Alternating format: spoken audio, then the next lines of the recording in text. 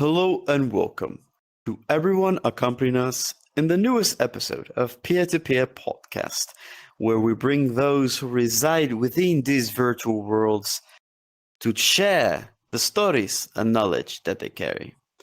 Tonight at the Pier, I have somebody who works in the music industry, not as a composer, but as the person that manages, that person, that bigwig, that person that works with it between the artists and the big companies, the person that makes the connections, the middleman, but not in the mafia world, in the world of music, and somebody who has a lot to say about what they do. Because honestly, it's something that even I don't know that much, and I hope that this person will shine a light into many of the things not plainly understood by many people. But hey, it's gonna be one heck of a ride. So, everybody, I want you all to give a warm welcome to MaverickTiger. Maverick, welcome to the Pier. Thanks for having me. I'm Mr. Bigwig. How's it going? Mr. Bigwig, the fat cat. The cat with the money, the man. Okay, well, I work in music, but so money, I don't know, but the rest of it, I got music, enough for music, yeah. Well, let's begin the right way. I want you to give a introduction to our audience about who you are. So I'm Maverick. I've been a cat for a long time. This the company that Maverick is attached to is roughly 13 or 14 years old, and Maverick is about 2 years older than that. So I've been Mav for a long time now. And this whole thing kind of started for me because I did try my hand at producing at one point, and I figured out pretty quick I'm not the person that is technologically savvy in a way where I can look at 17 menus and every one of them has 17 menus and then understand what I'm looking at. It's very difficult for me to take idea and put it into software and then communicate with the software. And I was just it was a ridiculous time for me. And eventually it led me to think about what other parts of this process there were. And the label came from that. I saw a lot of what Monster Cat was doing. For anybody familiar with that, they inspired this entire project to start in the first place. And really instrumental project in helping EDM cross over to the States as a major genre push around the 2010, 2011 era, right when all the dial-up jokes were being made, that sort of thing. And Monster Cat also had their silhouette cat as their mascot, and they still do to this day. And I wasn't sure back then. I was in high school back then. I wasn't sure if that sort of branding could be attached properly. And now that I had confirmation that it was working, I started fleshing out Mav. A lot of this was done myself. So for a good 7 years, it was just me talking to artists, learning what I can, and then trying to mold everything together. And eventually, it's still me at the helm here, ultimately, but I work with so many freelancers and so many other artists at one time, and there's so many different gears turning. And as much sleep as I'm losing, and as much money is being poured into it at different times, I don't think I'd trade it for anything. I'm happy to be here. I'm happy to know what I know, and I'm happy to teach everyone else so that way they can also start doing what I do for themselves. They don't necessarily need me as part of the equation, but no one's really out here teaching music business anymore. It's, we're trying to find sound design techniques, which is fine. It's great. Anything that you can pick up on a hobby or an interest is something that you should cherish. But when the entire goal is to make this your career, and even if it's not music, it could be sound design for movies, it could be anything in that related field. It really is difficult for people to market themselves correctly. So I'm hoping I can help shed some light on that today and sort of paint a picture of what a lot of these other companies potentially look for, like Netflix or Amazon, if you're looking for placements and that sort of thing. What video game developers look for, what other community members might look for, and how to just really take what you have and make it more appealing to just the average listener. So you call yourself a label owner, which in its regard, it's different from what a music producer might be, because a music producer might be somebody that actually composes music. But this is not totally a label that you're associated with it. So what's the difference? Because we don't usually hear much about label owners. So maybe you could shine a little bit of light into the difference that this might equate. So a lot, especially electronic labels, usually when you think about a record label, you think about signing yourself on for, you know, a set amount of years or a set amount of projects, and then you're kind of off on your own. If they want to renew things, you know, you talk about it then. That's mainly reserved for big household names. You're talking about Daft Punk at that point. You're talking about, you know, like alt rock bands that everyone has heard of that are going to festivals for. But smaller producers, smaller artists or vocalists, they're typically on a kind of a one-off contract. So you'll see, hey, I want this body of work, and that's it. It could be a single, an EP, or an album. It could be something else entirely. Some labels get a little crazy with it. Let's just sign off on that. If you like what I do, we can potentially do something else, and vice versa. No one's stuck to anything in particular, and we're good there. But that in itself has also developed a problem where the labels don't always, in fact, historically a lot of the time, follow through on anything because they feel like they don't have to. The minute that they're done with you, that's it, and all attachment is gone, and they can just say that they've accomplished, you know, X in particular without having to do a whole lot of work. And this gets pushed under the radar. Nothing really happens. There's no effort put in, and life goes on for them. They find someone else. This process continues. And I'm not trying to play hero either. I have made mistakes. I made plenty of mistakes. Everybody makes mistakes along the way. Yeah, we have to. You know, that's how you learn. But if you never take the mistakes and apply them and figure out why they're mistakes and what can be done, nothing ever changes. And that's where the growth comes from, right? So our goal is to take something and push it to the right people, so that way it continues to grow over time. It's not necessarily something you see day one, minute one. It helps a lot for like algorithms and things like that, but those are changing, you know, once a week, sometimes potentially more, and that depends on the platform.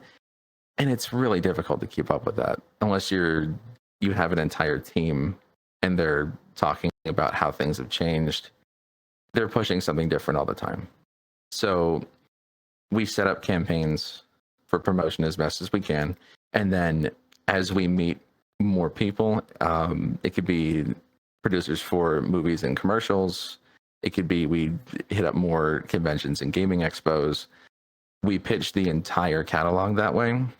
And a lot of our major placements in video games have actually been years after. In fact, I think the majority have come out 3 years after.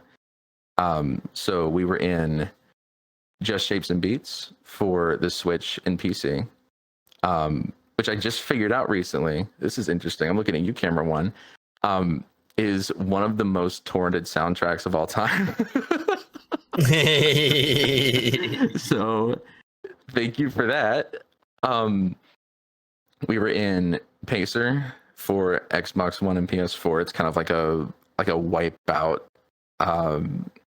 like the little slim futuristic racing cars. Racing game, yeah, floating vehicles. Yeah, it was like almost a spiritual successor to that. That one took 4 years, I think, because we hit them up before they even had uh, anything under development. I think they were just talking about the project. So we had hit them up when their last project was being promoted. And then we had to wait until that one was done. So we planted the seeds so far in advance for that.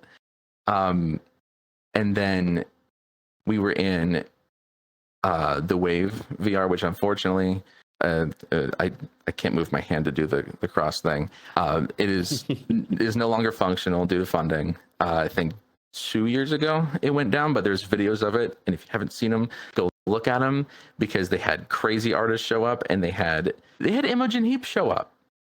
Like they went to her house and they filmed her in her basement, and she did a live set, and then they added these visuals, and it was, I haven't seen anything like it since, and I'm still gutted it went down. But the Wave was, you could DJ in VR. It was one of these experimental types. You could just invite people, and behind you, you had almost like a trial, like songs that they included with the game that you could just sort of put on and play around with before you put in your own mixer or your own equipment. And we got featured on there. So we had, I think, 16 tracks on there as well. And very technically, and I say super technically because I can't like say this on the resume, but I can almost say Beat Saber. We weren't they got big really quick.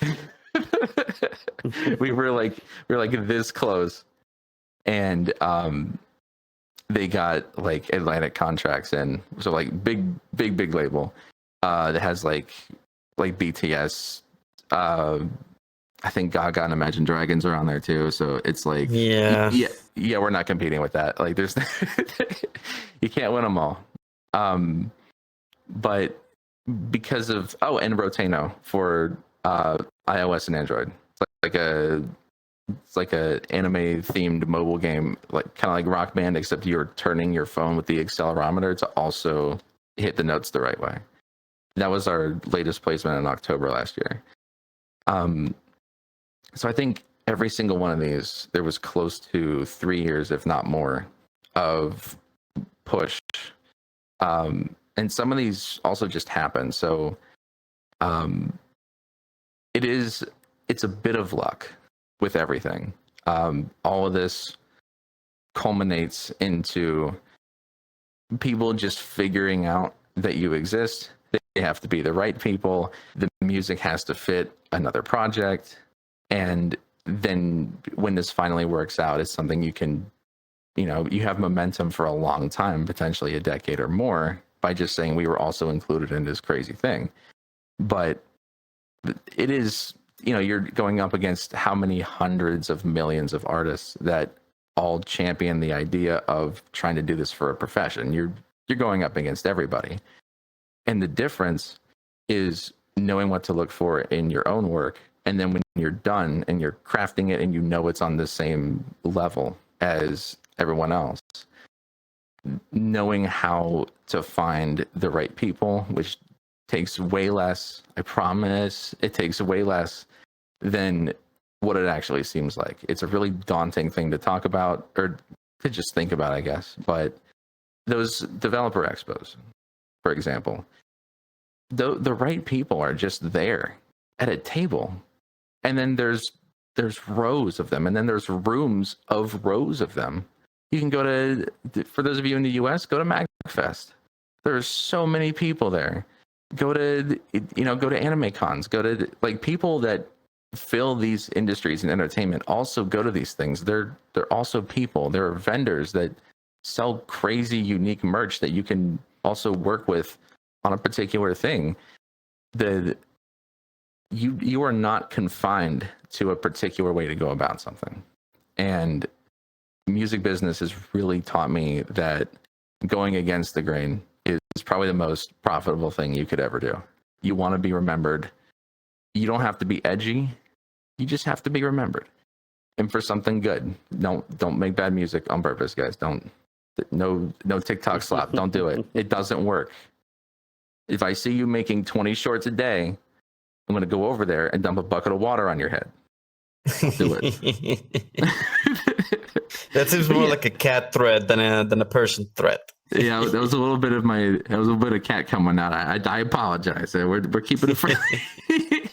Now, I want to go back. I want to go back because you were talking about some of the projects that you've done in the past.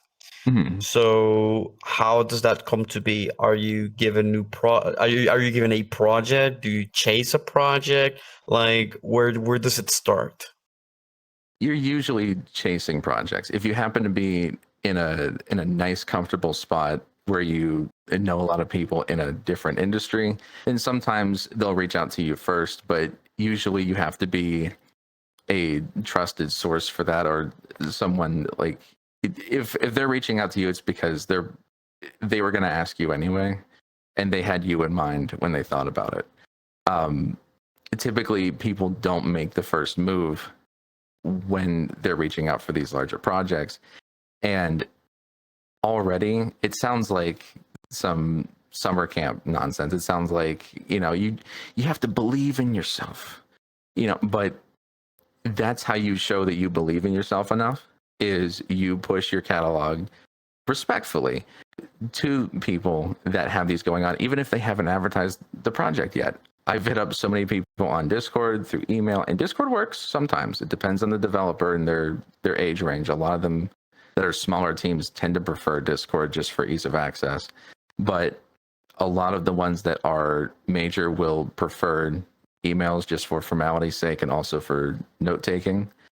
So emails are great. And then opening yourself up for future work. So instead of saying, hey, I have anything, just pick anything, you do research on them.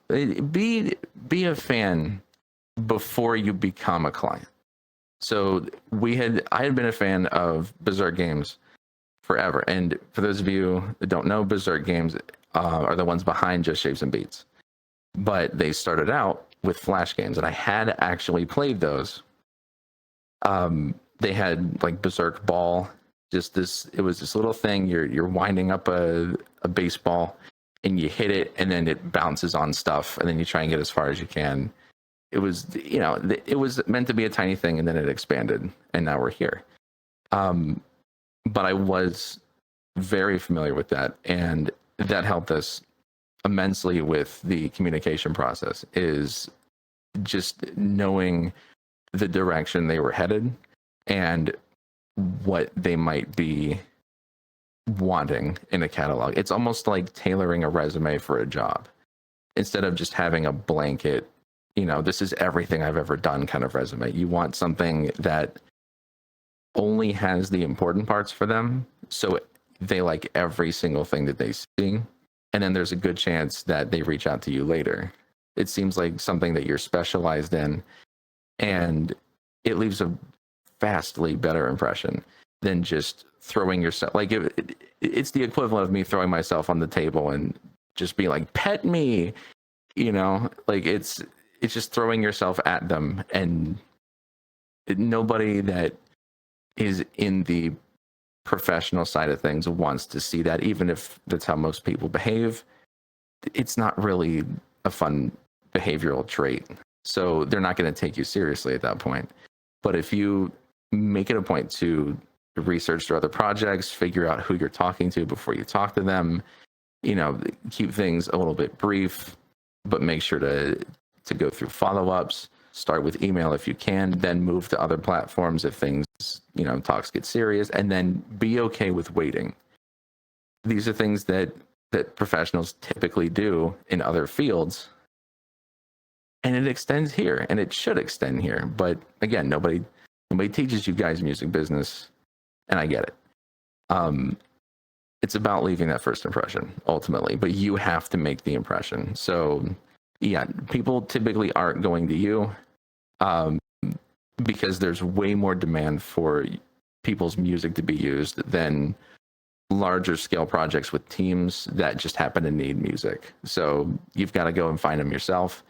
But there's always a chance that if you find a good studio you like, that you can reach out, 2 or 3 years from now, and the situation could be different. So you have to be fairly consistent and put some time into it and really practice communication skills. But I'm telling you, that impression got us pretty much everywhere. I think it's the only reason we're still around, if I'm being honest with you. It's having that momentum from larger projects that let us get to where we are. So I think it's probably the most important thing you could do for yourself. It's not only about getting the big projects, but at the same time, you need good foot soldiers, you need good talent, you need good artists. Because at the end of the day, sometimes you might be approached just because of the talent that you might have. Now, as a label owner, do you tend to chase after talent, or does talent come to you? Like, what is what is most likely with your label? Do you chase people, or do you or people approach you? I'm a big chaser. Big chaser. It's remember when I was mentioning before about how other labels typically don't handle everything. And I'm not trying to put myself necessarily above them. This is still very technically a small project, but with other labels, they tend to receive a lot of submissions from people that have never had a label feature before. They've never done this process, and it's easy for them to sort of take advantage of that by just throwing a lot of terms, a lot of very weird contracts at them. And then people just sort of assume this is how it's supposed to be. I have a very strict idea of what I want to see. And I do ask people for feedback. I just brought someone on for A&R not too long ago, and he's been doing great. Actually introduced me to an entire side of a genre I've never seen before, and I'm hooked, and this is why I do this. But yeah, ultimately it's much better to chase them down, because then you have an idea of, you can make the decision as a label owner at that point. Is this something I want? You can ask yourself the questions instead of just saying, well, they're in my inbox and that's all I have, and I guess I'll just pick them. We have gotten good submissions before, but the ratio of what we would take to what we likely wouldn't at all is substantially different. I'd say we've only taken 3 submissions that were just out of the blue so far, and the last couple of years we haven't been releasing due to a relaunch of sorts. So there's a lot of depth about to go public that we've been working on. But in 10 years of releasing content, we've only put out 3 songs that people have just sent us, just without knowing them. So yeah, I like being picky. I think it's important, because you're also, this is still my company. It's my image on the line here as much as theirs. So we have a vested interest in making sure that it does the best it can possibly do for everybody. And if it flops, then we can still say that it sounds good. And that's the important thing for me, is that you go through everything and you like what you hear. I don't want there to be, a missing beat in there where there was just a 2-year period of, oh yeah, I guess he did that. I guess that happened. The worst thing you could do in this industry is be forgettable. So, always chase, always. It's exhausting and it's tiring, but you will more than likely get what you want, or at least answers. And that's super important for something like this. Man, you're gonna have your successes and you're gonna have your failures. You're gonna have your really good pieces of music, and you're gonna have your piece of music, like you said, might be forgettable, but at the end of the day, it sounds good. Now, out of all of the projects you've done, like all of them for your label, which one do you think was the most successful, the most iconic, the one that you till this day you still stand proud of it? Oh, that's a good one because there's a very there's a very clear winner there. It was also the Just Shapes and Beats feature. It was a song called Lycanthropy that was put up by Cardi. Around the Actually, I think we did pass the 10-year mark on it officially. So, but this year, 10 years, and then it's been 7 since the feature. In that time, if we're talking purely success, just how good did that do? I mentioned the torrent thing. I think that number accounted for just this one song. I think we're pushing about 250 million tracked plays, and that's not including anything we've missed. That's not including other platforms that aren't monitored by our distro. That's not including actual players in the game that have gotten impressions from that or their trailers. I wish we could say we have those plays monetized, but if we did, I don't think we'd have 250 million tracked plays on it. We would have had that locked down a bit too hard. So, but yeah, purely in terms of numbers, that was like by far the winner. And I think that's story time. Hello, camera one. I'm also looking at you, but I'm also looking at you. When when that placement happened, I was legitimately working at a Kraft Heinz factory for 75 hours a week, and I was living in their parking lot. And I was still trying to operate the label as intended from my car. And I got told by Eric, who was helping us with distro at that point. So we did have his help for about 3 years.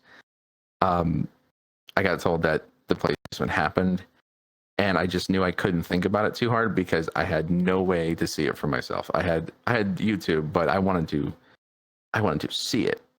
I wanted to have it. I wanted to own the game. I wanted to have it on my TV, and I wanted to see it. And it took a year for me to get everything finally together in a spot.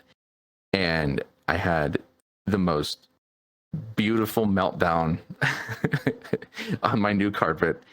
And that's what pushed this entire thing about getting placements and attaching yourself to a larger project and just finally going outside of music spaces is it that you can take something you made and have it be so much more. And although it wasn't mine in particular, Cardi's been a great friend for a long time now, and I'm just insanely happy that it was him this whole time. So I know it's kind of a storybook type thing, and there's not many of those, but that really set the tone for a lot of this, and it really changed how I thought about business as a whole, and it definitely reinvigorated me. I'll tell you that put such a crazy amount of incentive personally for me to try and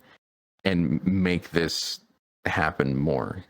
And we kept bringing them in, and now sometimes the Rotano one that happened last October, we didn't even talk to anybody for that. They reached out to the artist, and then the artist talked to me about it, and then we helped facilitate afterwards. So sometimes now these are just kind of popping up, and it's not to brag, it's not terribly often, and I'm happy for what I can get. But now it's possible that there's a track record of this happening, and now I'm at a point where I feel like I can start to teach other people, and that's part of why I'm here. You know, I want other people to feel what I felt that day, and to just let them know it's absolutely within the realm of possibility. What mighty fine words. No, Yeah, thank you. sometimes. No, but it's true. It's true. Sometimes, many times, not to say all the time, but many times, people don't tend to see. People only see the end result. They don't see the years of struggle, the years, the fight that takes to bring something to light. You know, it's I think very the quote easy to is see you as, oh, I think the quote is it takes 10 years to blow up overnight, where you just it's this whole process and you finally get there and now everyone's like, "Oh," but yeah, no, it absolutely rings true. it takes years of grind, it takes effort, it takes perseverance in order to launch anything small, anything that you're passionate about, something that you really want to do from the bottom of your heart. It takes time, but the one thing that should never fade is the perseverance and the heart that one has for one's project. I feel like what you said might be something that a lot of people might need to hear, because there's a lot of people out there who might be in similar positions like yours, people who are undergoing stressful hours, doing things they might not be passionate about in order to be able to one day eventually do the one thing that actually fills them with purpose, fills them with excitement. I mean, I want you right now to talk to the audience, to whoever might be watching this, like you who already experienced this, if you could tell something to that person that is also undergoing through a similar situation that you undergone to, but never had somebody talk to them or tap them on the shoulder, just give them words of encouragement. If you could do that, what would you tell them? I love this so much. The the the the camp counselor in me is loves that question so much. Okay. All right. All right, here we go. Okay. Get the shakies out. You looking at me? You looking at me? Whatever you're on, if you're on the toilet, you're on your phone, you better zoom in, buddy. Okay? It's time to lock in right now. All right? It's gonna suck. It's gonna suck a lot because it's not gonna feel like that you're gonna be able to do it tomorrow or a month from now. Like, it's just not gonna happen overnight right now. It's just not. And even right now, I can't even say that we've made a lot of money on this. From distro, from a couple 100 million plays, I got $22 this month. And I feel good about that. But I'm here. I can say I did all these things. And it's because I put effort in. And now that's put a positive fork in the road for me to do things in my life. And you can have that too. It just takes you sitting down and learning and asking people. And if you don't know, find someone else and ask them. It's about finding people that are willing to sit down with you, or find a YouTube video, or there's resources. And because we have so much access, you know, with AI having everything, giving it to you right away, you know, we kind of lost the ability of just browsing a forum somewhere, or, you know, finding the one video somewhere, or going through menus and just figuring out what works. There are people that will show you how to market something for free. They will show you how to make social media work. So if you don't want to make your own post, that's fine. They have social media schedulers. You can plan out an entire 3-month period of content in a day. It's just done. And you don't have to think about it anymore. And that sucks too, but it's beautiful when it's done and you don't have to think about it. And now it's out of your brain. You can set a posting schedule. You don't have to even touch it. It does it for you. There are services that you can try for free, and then some of them are relatively cheap monthly. They'll just handle the posts for you. You write everything and it's done. Do whatever you need to do to make your life less cluttered so you have more time to learn things. And then they're in here forever. And then you can take that and apply it. Think about how people think when they see your work. Okay? Not how proud you are. Don't tell me like how you EQ'd a snare for 2 hours and this is what you did. If you were an average person showing this to someone my age that wasn't in music at all, what would they think? Because big companies, that's what they're thinking about. Big game developers, big Amazon TV specials, it could be anybody. They're not catering this to music producers. They're catering this to people, all people, or a select demographic of people that are not involved in music. Okay, they're just people. Make music for people and learn how they think. Learn how to declutter yourself so you can figure out how they think. And then when you get that down, the rest of it's cake. I promise. But you have to attack this like you're making it for them and not for you. I promise you got this. I promise. Drink water. Do it. And then hit Control S. I know you haven't. No one has today. But you're going to do it right now because if there's a power surge, the last 3 hours is gone and you're going to give up for a week. Okay. I'm watching you. I'll come back.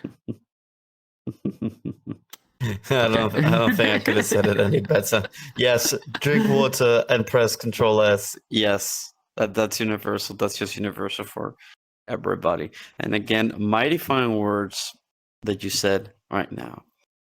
I want your opinion on something because you work in the music industry, and this is a very debated issue, and I want to call it an issue because I think that it's not something I like, but it's something a lot of people are now using.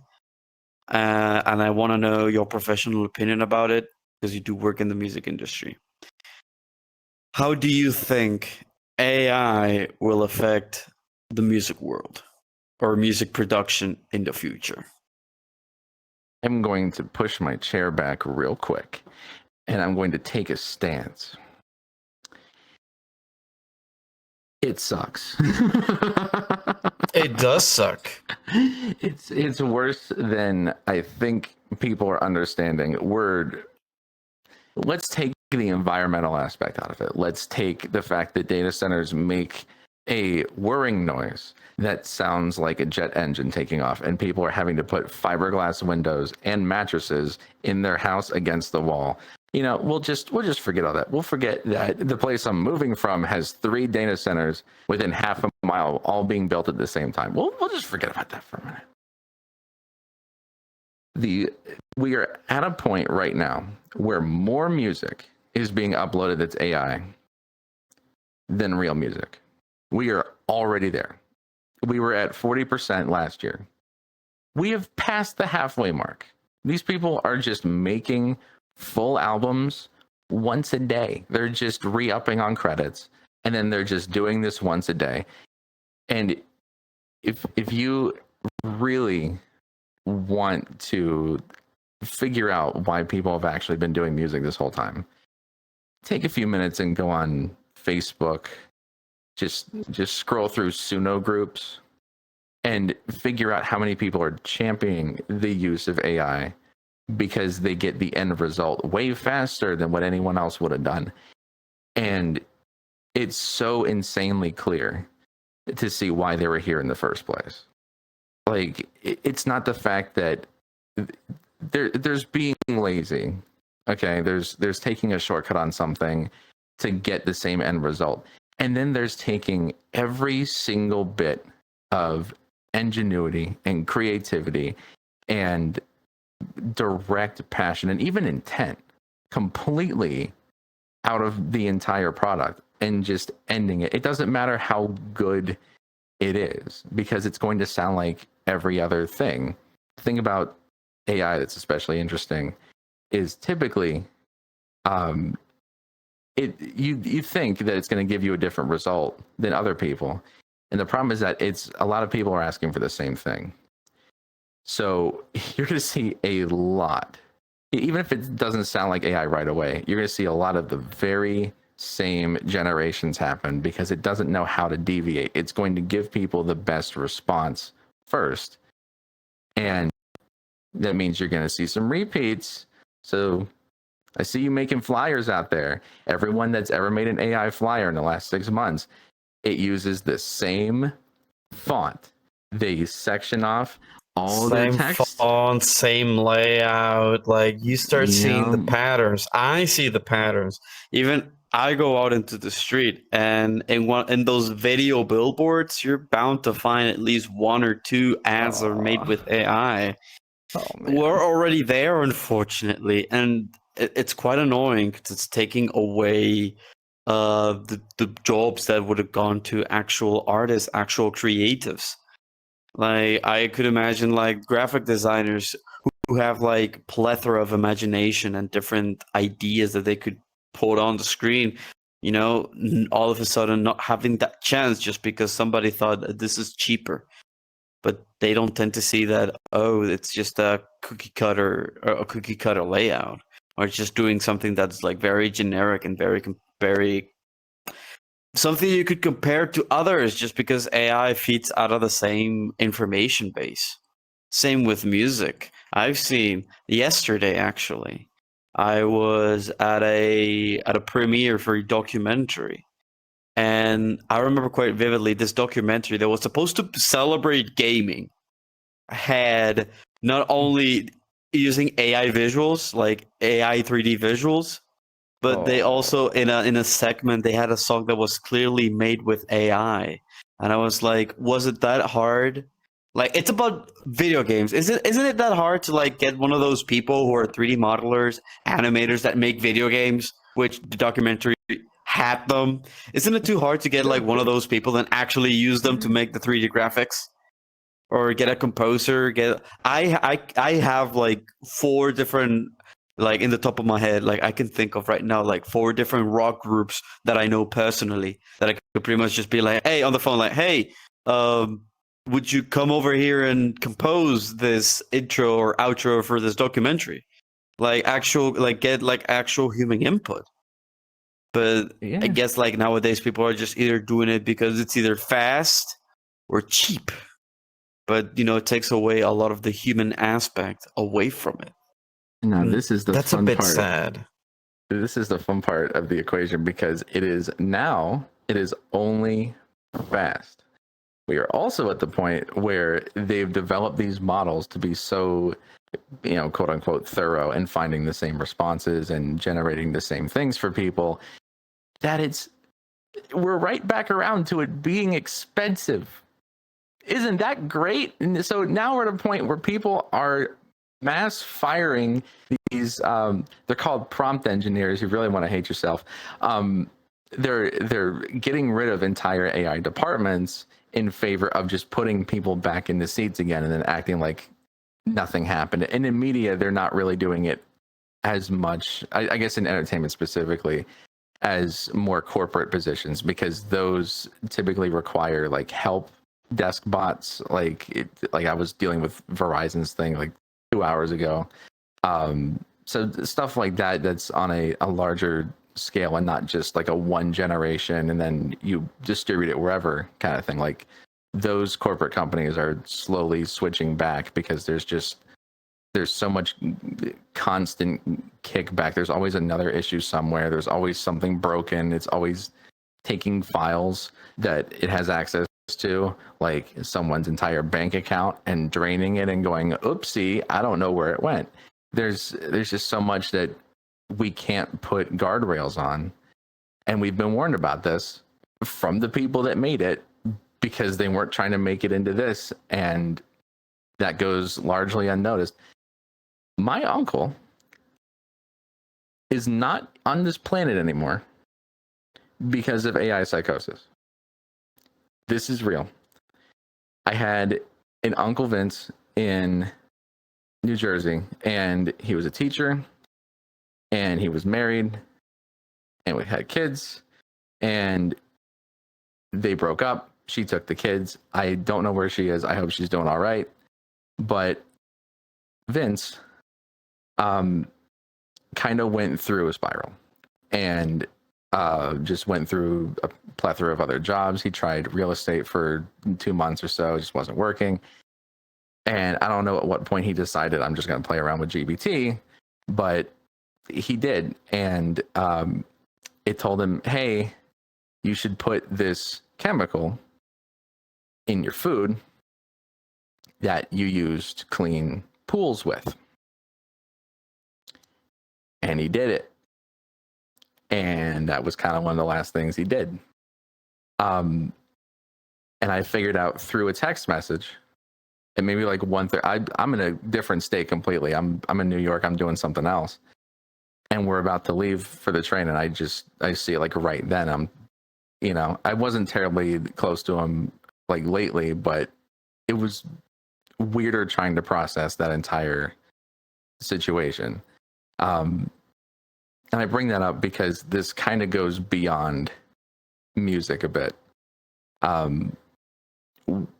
We're putting too much faith and trust in the convenience that this brings, and it's bringing such a convenience that we don't even have to do a Google search, which already was one of the most convenient things you could do, is just find it, almost any piece of information you wanted to.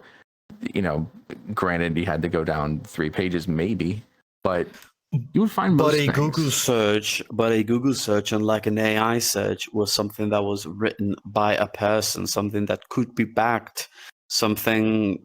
It was a more verified piece of information that something an AI data center fabricated the instant you made the request. I mean, I've seen plenty of examples of AI saying things that don't make sense, and you have to like reply to it and be like, yo, this doesn't make sense because X, Y, and Z. And they just reply back saying, oh, you're totally right. I apologize for this. And I'm like, if AI can make mistakes like that, imagine if you ask them like, is this berry poisonous? And they'll be like, no, this berry is not poisonous. And then you eat it, you feel pain, and then you reply back to it, and you're like, it is poison. I feel sick. And they'll be like, oh yeah, you're totally right. This berry is poison because X, Y, and Z. And it's like, it makes mistakes. This thing of information that should be, this thing of information that is helping create AI slop and all of these like obscenities and really awful things makes mistakes. It does. And why do we put our trust in designing our things and telling us things and being our personal assistant if it makes mistakes? Because it's right there. It's all right in front of you now. Yep. People don't. The convenience. People don't want to put time into things. Everything that we do in America is about the laziest amount of efficiency possible. That's it. That's what we're here for. We're here to cut the exact corners we want for some reason. And we don't have to talk about it to people because we are not mentally intelligent enough to process why we do it. That's it. That's a lot of this just is the nature of convenience being so powerful to us that we don't want to consider another option because now we don't have to. And that sounded scary 10 years ago. It sounded insane 20 years ago. And now that we're here, people just ate it up. Like, we couldn't even get people to stop eating Chick-fil-A sandwiches. You think we're going to stop like AI from happening when it's implanted it's in our fridge. Now you can get a fridge that reads what's in it, and then it has like a list of stuff you can make with it, and that's great and everything, but now that's generated, so that's also wrong because all the recipes are pulled from different spots, and some of these recipes are bad. They don't verify their sources, and it gets so much better. I'm sorry to ramble, but it gets so much better because, and this is something that I get to do now, AI is also influenced by a particular program, and the name of the program, unfortunately, is escaping me, but it won't take many searches to look it up.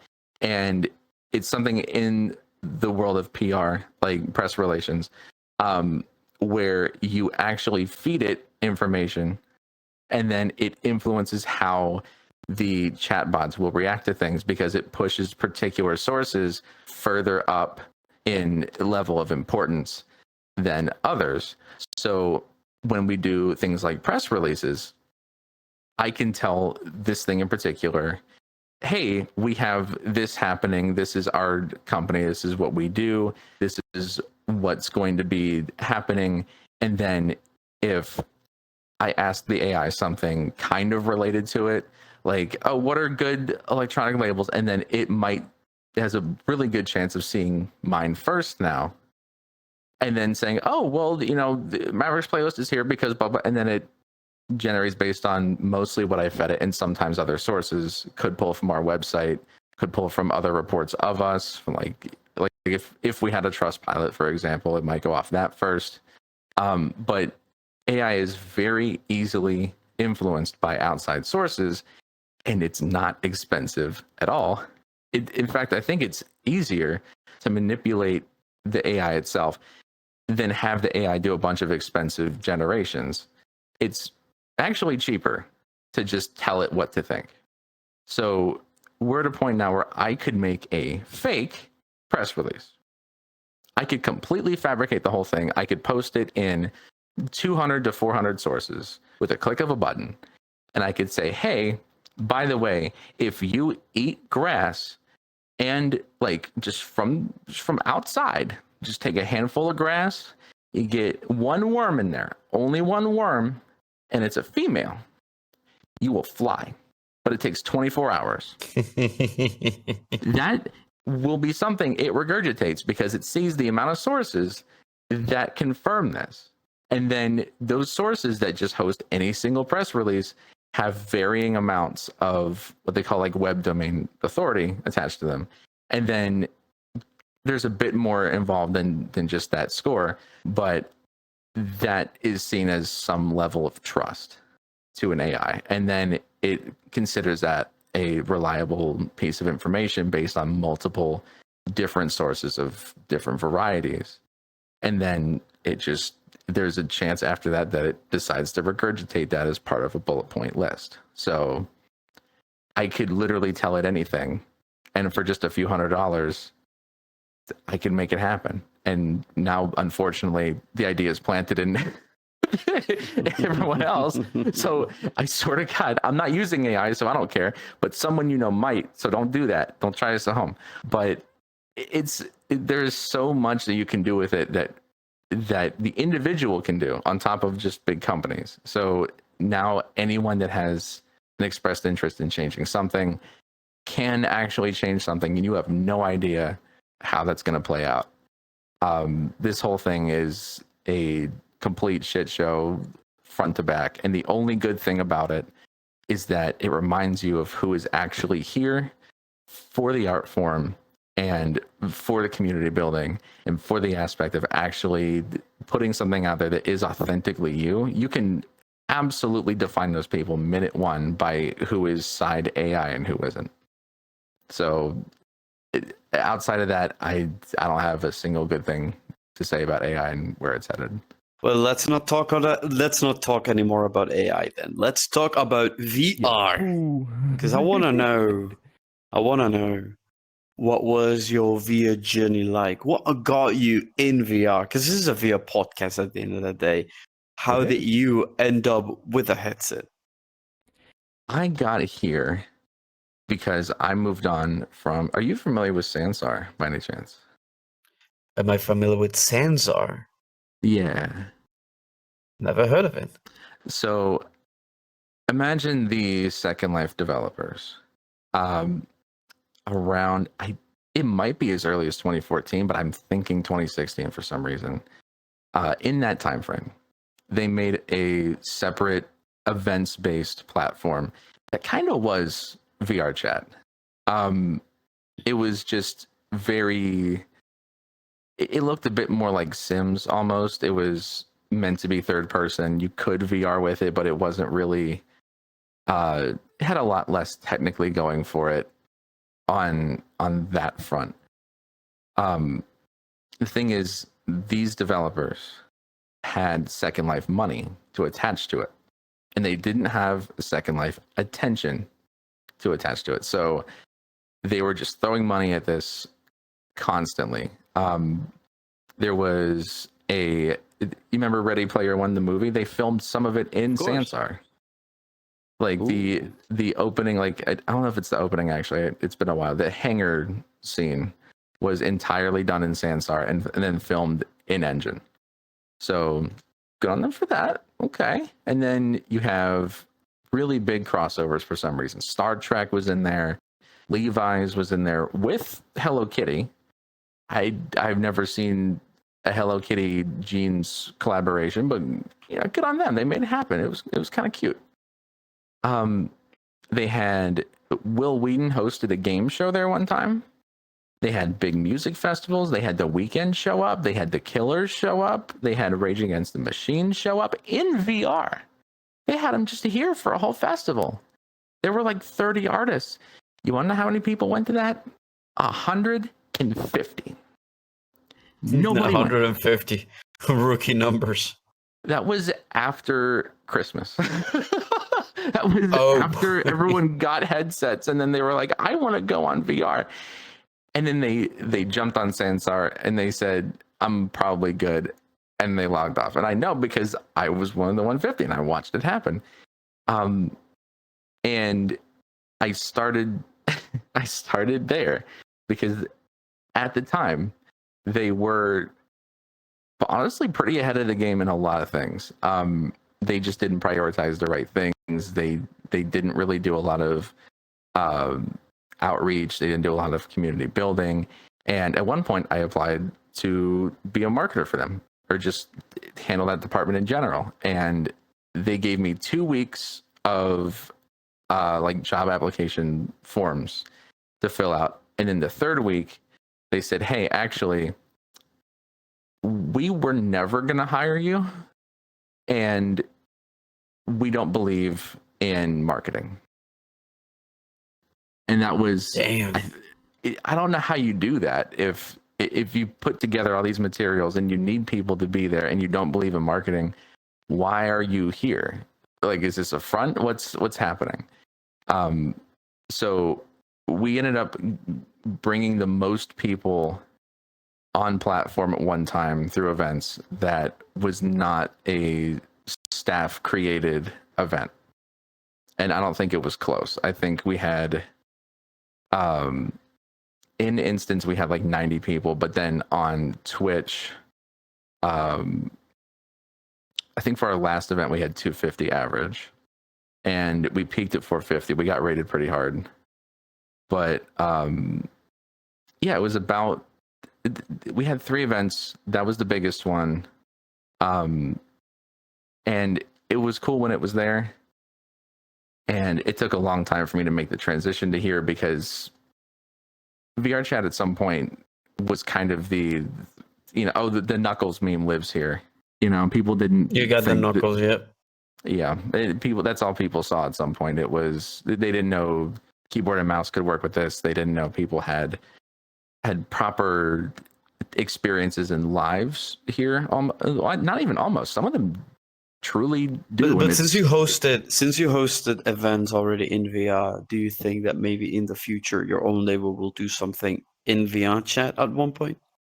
It absolutely will, 100%, because we're almost done with the venue that it's going to be hosted at. So I've been working with.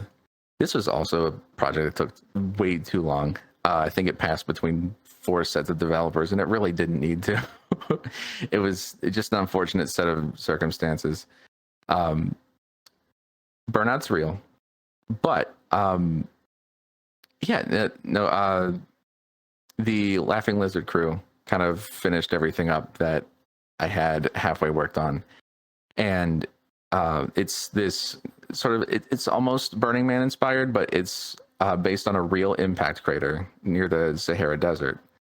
It's called El Bar. It's like maybe 300 miles long, and I built this whole bit of lore around it because this part's true. This part is real history. In the 20s and 30s, 100 years ago. Stay with me here. There's a lot. They sent. Let's keep it brief because we are actually running a bit out of time. Oh no. They found a bunch of really crazy rare stones there. It's considered to be the second rarest mineral on Earth. It only forms on impact. And they only found it on the breastplate of King Tut. That's real. That happened. So this is a what if scenario in that crater. There's like spires and stuff you walk into, and they're going to house different things. One's going to be a stage for festivals. One's going to be an art museum. There's other things planned I can't talk about quite yet. But the stage is like 98% done. I just keep finding things I want to do something with, and I need to stop doing that. But yeah, I think this is going to be a much healthier platform, especially now. I think now is a great time to get into VRC with the like the age like verification and guidelines. That was something I was waiting for a long time, and now it seems like it's healthy for anyone to just jump on and have a good time. So I feel a lot more comfortable putting 100% into this platform again. But yeah, the interactions on VR chat have not matched any other. I mean, in a good way. Like, these are some of the best conversations I've had. I could just spend hours talking to some of these people, you included, and it's been such a marvelous time. So absolutely, we're going to be here a lot. Well, we have unfortunately run out of time, but we have to leave the podcast with just one final question, the question that we ask every single person that comes here, and that is to talk to that person. I mean, I love VR. I love what VR brings to the table, but there's still a lot of people that are still hesitant to get themselves a headset. They're still doubtful. They don't know if it's the right thing for them. So I want to leave this space for you to talk directly to that one person who might be hesitant to get a headset themselves. If you could talk to that person, what would you tell them? I'd say it doesn't seem like a lot at first. You can still join the platform with your phone now. You can do it with a keyboard and mouse, and you're here and you're talking to people. It will feel like a screen. And the fact that I can hold my hands and control the digits, not very well, but I can do it. And when people notice that I get excited, you know, my facial expression would normally change. I can sway my body around. You know, there's so much more expression that you get. And because this is a social platform, you're getting so much more out of every interaction with that. I think if you can save up for it, I think it's worth it. Used ones will still work for a long time, and you don't need the highest end thing. I got an Index myself a while ago, but the Quest is perfectly fine. There are a couple textures you're going to miss, and that's if you're not connected. The portability is great. I almost wish I had one of those. This is very heavy on my head. But it's really hard to match the feeling you get when you can completely engage in a conversation and almost forget where you are. You never truly do, but I really do feel like I've been at a pier. You know, about halfway into this interview, I actually wanted to take my drink and put it on that table. I had completely tricked myself into thinking I could do that, and I had to talk myself out of it internally. It's worth looking into, absolutely. And people might give you a hard time for not having one. Just do it when you're ready. I think this is going to be such a valuable thing for you if you enjoy having a dialogue like this with people. Well, with that out of the way, again, thank you, Maverick, for coming here to the pier with us. And thanks again to our lovely audience for sticking around and watching another episode of Peer-to-Pier Podcast, where we bring those who reside within these virtual worlds to share the stories and knowledge that they carry. May you all have a wonderful rest of your day.